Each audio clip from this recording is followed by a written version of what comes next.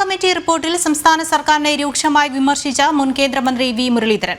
Hema committee റിപ്പോർട്ടിന്മേൽ ഹൈക്കോടതിയുടെ നടപടി ആഭ്യന്തര വകുപ്പിന്റെ വീഴ്ചയാണ് ചൂണ്ടിക്കാട്ടുന്നത്. ലൈംഗിക അതിക്രമങ്ങൾ വരെ മറച്ചുവെക്കാൻ സർക്കാർ ശ്രമിച്ചു. ക്രിമിനൽ കുറ്റത്തിൽ ഏർപ്പെട്ടവർക്കെതിരെ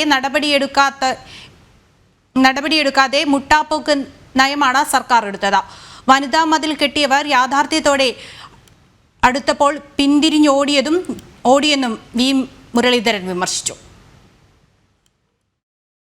കേരള സർക്കാർ ലൈംഗിക അതിക്രമങ്ങൾ ഉൾപ്പെടെ കുട്ടികൾക്കെതിരായിട്ടുള്ള അതിക്രമങ്ങൾ ഉൾപ്പെടെ ഉള്ള സംഭവങ്ങളെ കുറിച്ചിട്ടുള്ള ഒരു ഉന്നതാധികാര സമിതിയുടെ റിപ്പോർട്ട്, ആ റിപ്പോർട്ട് ലഭിച്ചതിന് ശേഷവും 4.5 വർഷക്കാലം അതിൽ ഒരു നടപടിയും എടുക്കാതിരിക്കുകയും ഒരു തരത്തിലുള്ള അന്വേഷണത്തിന് ഉത്തരവിടാതിരിക്കുകയും ചെയ്തു എന്നുള്ളത് ലൈംഗിക അതിക്രമങ്ങളടക്കം മറച്ചുവെക്കാനും ആ അതിക്രമങ്ങൾ പങ്കാളികളായിട്ടുള്ള ആളുകളെ സംരക്ഷിക്കാനുമുള്ള